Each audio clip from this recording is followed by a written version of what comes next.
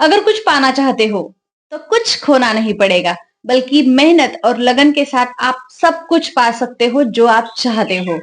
दोस्तों, financial knowledge में financial planning एक बहुत ही बेसिक टॉपिक है, क्योंकि फाइनेंशियल प्लानिंग अपनी जितनी अच्छी होगी, तगड़ी होगी, उतने अच्छे हम फाइनेंशियल गोल्स अचीव कर पाएंगे। आज है finance for the youth day 2। आज हम हमारे जो स्टोरी का मेन कैरेक्टर है प्रांजल, जो 18 से 25 के बीच आती है, और उसका हमने एक पिछले वीडियो में डिस्कस किया था कि उसका जॉब क्या है, वो क्या करने वाली है। कुछ भी कोई भी हो सकती है, या लड़का हो सकता है। तो ये प्रांजल है। अब ये प्रांजल ने फाइनेंशियल नॉलेज समझ लिया है, फाइनेंशियल गोल्स भी अपने तैयार कर लिए, लेकिन फाइनेंशियल प्लानिंग कैसे करेगी और उसमें उसके क्या दिक्कतें आने वाली है, और वो उसको कैसे फेस करेगी या फिर उसे कैसे ओवरकम करेगी, इस बारे में डिस्कस करने वाले हैं हम इस वीडियो में। प्रांजल ने फाइनेंशियल गोल्स तो सेट कर दिए हैं, लेकिन उसे क्या क्या फाइनेंशियल चैलेंजेस आने वाले हैं ये उसे अभी तक पता नहीं है। तो फाइनेंशियल चैलेंजेस में आने वाला फर्स्ट चैलेंज है लिमिटेड इनकम।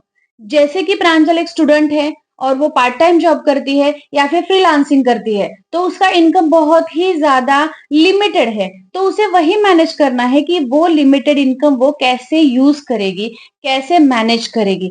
वो इनकम सोर्स जनरेट करने के लिए प्रयास करेगी, और वो सोचेगी कि और मैं कहाँ से इनकम स्टार्ट कर सकती हूँ। मे बी वो बुक राइटिंग से हो सकता है, या फिर कोई भी और selling product, drop shipping business के जरिए वो और भी इनकम जनरेट कर सकती है। लेकिन अभी तो उसके लिए वहां पे अप्लाई करना या फिर उस पे काम करना और ज्यादा से ज्यादा इनकम जनरेट करना काफी मुश्किल हो सकता है। तो इसलिए उसका फर्स्ट चैलेंज है लिमिटेड इनकम, और उसमें वो क्या करेगी, अगर लिमिटेड इनकम है तो फिर भी वो फर्स्टली इनकम सोर्स जनरेट करना और ज्यादा से ज्यादा सेविंग करना।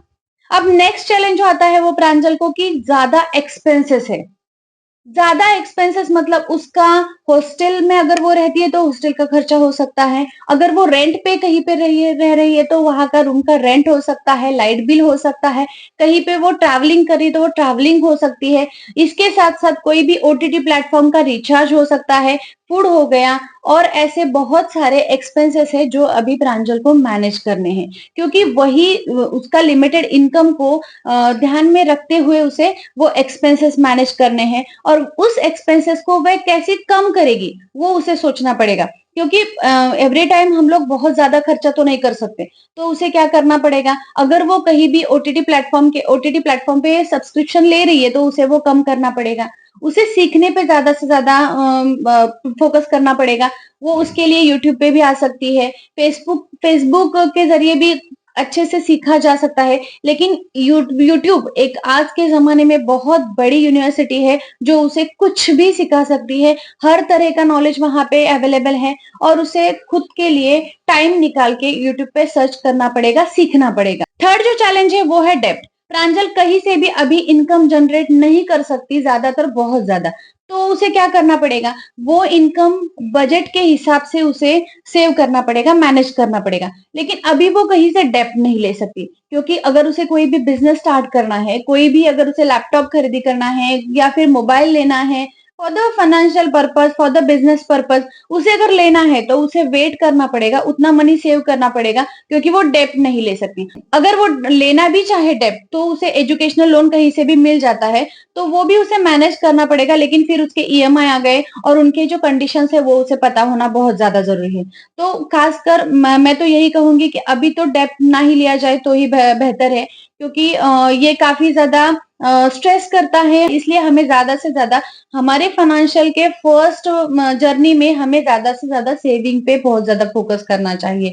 और फोर्थ उसे जो चैलेंज आने वाला है वो है फाइनेंशियल नॉलेज, क्योंकि 18 से 25 के बीच के बच्चों को या फिर उस यूथ को, उनको फाइनेंस के बारे में कुछ नहीं पता। तो उन्हें क्या करना है, फाइनेंशियल नॉलेज जल्दी से जल्दी लेना स्टार्ट करना पड़ेगा। वो कहीं से भी वो ले सकते हैं, या फिर quora.com पे जाके ले सकते हैं, या फिर यूट्यूब पे ले सकते हैं, या फिर लिंक्डइन पे ले सकते हैं, जहां भी उनको जाके, या फिर कोर्सेज बाय करके किसी कोच को देख के उनसे भी वो सीख सकते हैं। लेकिन उन्हें क्या करना पड़ेगा, उनको फाइनेंशियल एजुकेशन लेना स्टार्ट करना पड़ेगा। इट इज कंपल्सरी, क्योंकि जितने जल्दी आप फाइनेंशियल नॉलेज लोगे, जितने जल्दी आप फाइनेंस के बारे में सीखोगे, उतनी जल्दी आप फाइनेंस को मैनेज करना सीखोगे, उतनी जल्दी आप फाइनेंस को ग्रो करना सीखोगे, वेल्थ को मैनेज करना सीखोगे और बहुत ज्यादा इंपॉर्टेंट पार्ट है, आप इन्वेस्ट करना भी उतनी जल्दी सीख जाओगे। और ये तो हो गए प्रांजल जो फेस करने वाली है चैलेंजेस। तो प्रांजल उसको ओवरकम कैसे करेगी? तो फर्स्टली उसे एक बजट क्रिएट करना है। जो बजट उसको अगर 6 मंथ्स के हिसाब से बजट क्रिएट करना है कि उसके मंथली इनकम कितनी है, उसका एक्सपेंसेस कितना है और उससे वो कितना सेव कर पाएगी। उसमें वो क्या लायबिलिटीज क्रिएट करने वाली है और क्या एसेट क्रिएट करने वाली है। फर्स्टली उसे एसेट क्रिएट करने पे अगर ध्यान भी नहीं देना पड़े, लेकिन वो बिजनेस को फोकस में रख सकती है कि अगर आफ्टर 6 मंथ और after graduation, after post graduation हम लोग अगर कोई बिजनेस कर रहे हैं तो उसके लिए वो अच्छा खासा अमाउंट जमा कर सकती है, क्योंकि वही उसकी फर्स्टली इन्वेस्टमेंट होने वाली है। क्योंकि किसी भी बिजनेस के लिए, बिजनेस स्टार्ट करने के लिए फर्स्टली कुछ रकम होनी बहुत ज्यादा जरूरी है। तो वो बजट क्रिएट करना इज वेरी इंपॉर्टेंट। अगर वो राइटिंग में रखे कि बाबा क्या क्या मेरे एक्सपेंसेस है, वो उसे कैसे कम करेगी वो लिखे, तो इससे बहुत ज्यादा आसानी होगी कि वो जितना मनी सेव कर रही है उसे वेल मैनेज कर सके और वो उसे ही सेव करेगी और उससे ही बड़ी अमाउंट जमा करेगी। क्योंकि जो भी बचा हुआ मनी है वो क्या करेगी, वो कहीं पे इन्वेस्ट करेगी। अगर हो सकता है मंथ 3 इयर्स के लिए वो प्लानिंग कर रही हो तो 3 इयर्स के लिए भी वो मनी इन्वेस्ट कर सकती है।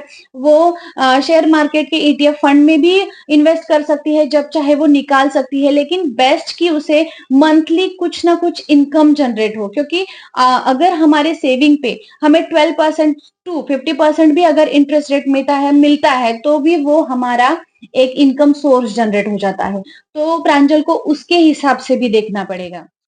आई होप ये वीडियो आपको अच्छी लगी हो।